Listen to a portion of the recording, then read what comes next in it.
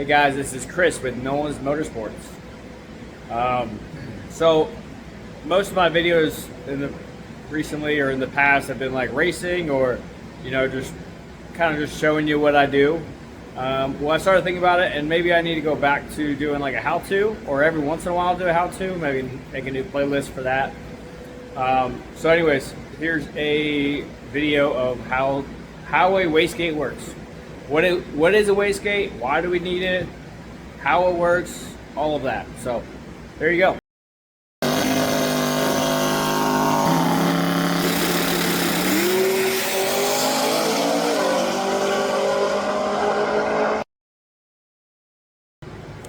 All right, so I guess first question, why do we need a wastegate, or what needs a wastegate?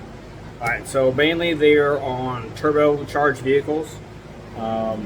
And the reason why they're on turbocharged vehicles is to limit the boost, or control the boost is a better term than limit, but control the boost for that engine, right?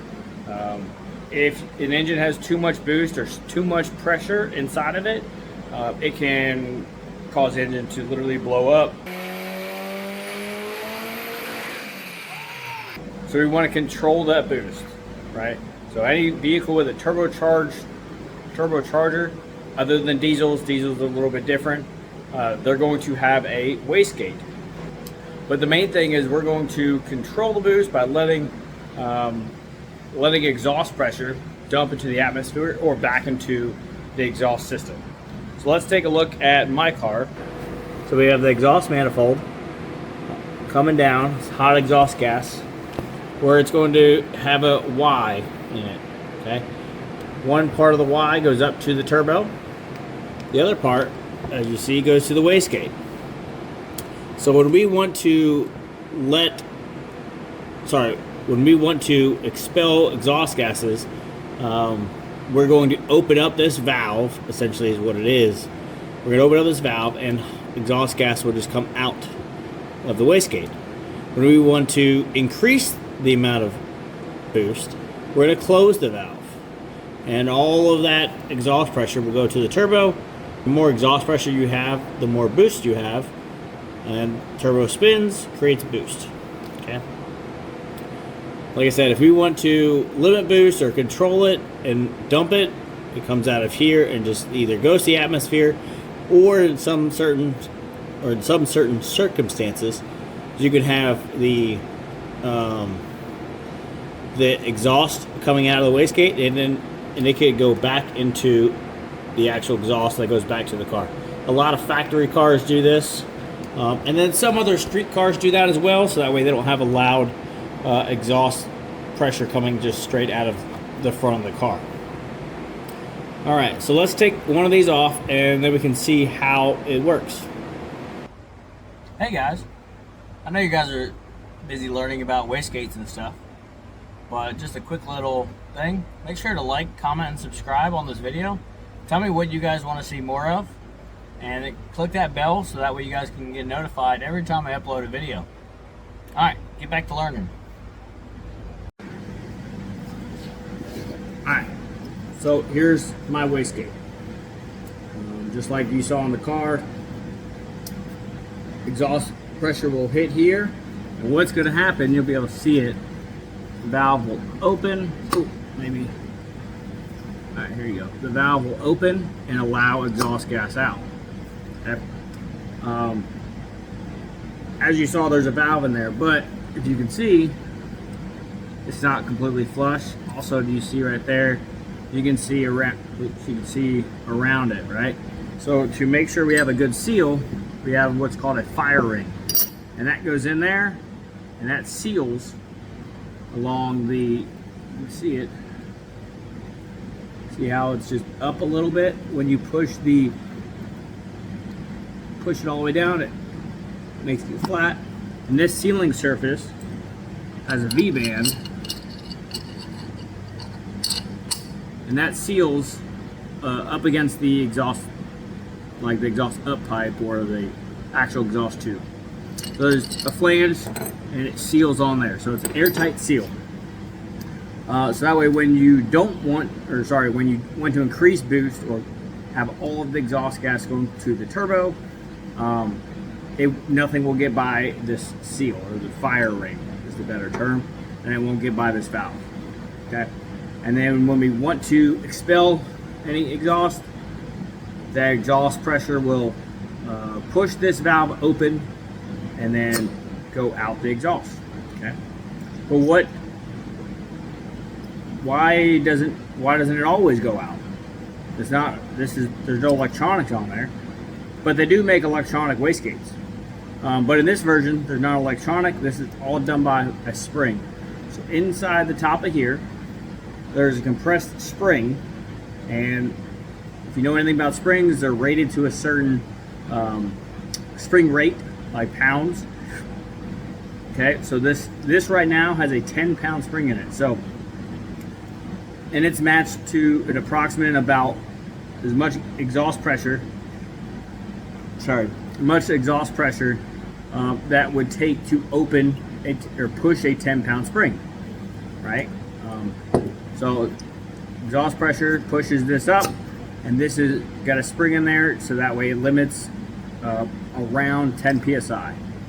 Okay, so exhaust gas will come out of the wastegate at around 10 psi. It's not perfect science. Every vehicle is different, but these wastegate manufacturers are usually pretty good about figuring out what size spring is needed for a certain amount of boost pressure. All right, so what if I want to increase that without having to just change the spring? So on the bottom here, we have two fittings, right? And these are air fittings. One's gonna be on the bottom to give the wastegate a good seal. So that way the diaphragm that's in here provides a good seal. Then the top one will push even more pressure on top of that spring. So you have the spring, which is 10 psi, and then you have more air pushing on top. And you may be wondering, man, what does that even look like? What are you talking about? Let me take this off and then you'll see what I'm talking about. Okay, let's go.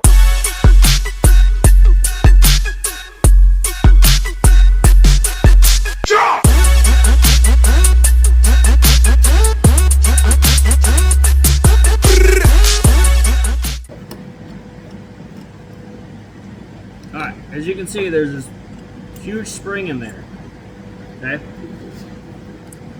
So again, that valve, oh, there we go. So that valve, right, is going to press this right here, press this, so the exhaust is going to press this valve open, and there's the inside, there's that diaphragm. So again, if that spring is on top right here, okay, that's going to press it open, right? And if we want to add pressure to the top of it, that's where that top fitting comes in.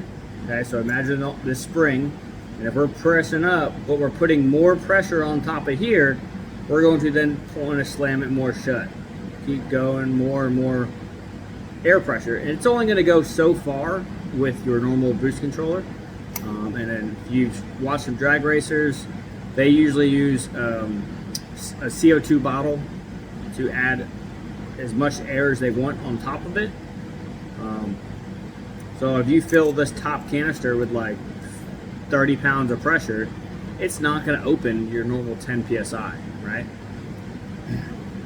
So that's the top portion. Okay? The bottom portion has the diaphragm. And the reason why we have to fill, you kind of, hold on, let's see if we can see it. Okay, that fitting, that hole right there, the reason why we want to fill that is to create a airtight seal. Yes, it's already going to be airtight because the top part is clamped down, but if there was a positive pressure and there was nothing on the bottom here, it would be really, really erratic.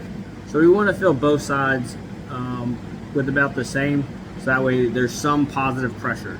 That way it's not just jumping up and down. Okay. So the bottom side will go to normally your compressor housing, or even to your your intake manifold, but usually a lot of people like to pull this reference straight from the compressor housing. This top one can either come from your boost controller, or even just the back of the manifold, or you don't even have to run one. You can just run whatever the spring is. Okay. All right, so let's review. Why do we need a wastegate? We want to control or limit the amount of boost that goes into the engine. Where do we get boost from? Our boost is from our turbocharger. Turbocharger spins, compresses all that air, and creates boost. That's what it is, compressed air. Well, we don't want too much, because that could end up having catastrophic failure for your engine. It could also cause vacuum problems. It could cause a whole bunch of things, right? So we want to limit what we're putting in our engine. We only want it to make 10 psi of boost. We're going to control it with this wastegate, right? So the exhaust gas comes in the bottom, and then remember to press that valve open whenever we want to control it. Exhaust gas will come out and either go to the atmosphere or go back into the exhaust system. This top part, again, that's where the spring sits. This sits on top, and we have to compress all of this. Like, as you can see, that 10 psi is quite a bit. It's not your typical, oh, 10 psi, let me just press this because I can lift 10 psi. This spring is rated for 10 psi based on how much exhaust pressure is coming through here. Okay, so this thing is slammed down shut like this, and you're pushing it open, pushing that valve open with exhaust pressure. Okay.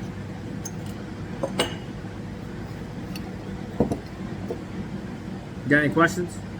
So, all right, hopefully you guys learned something. I'm going to try to do some more of these in the future. I've been kind of getting burnt out on just showing you guys stuff, because I feel like stuff happens really slow around here, especially with just me. So I feel like these how-to videos are just really simple and easy to show the mass community of how stuff works. So, yep. All right. See you guys next time.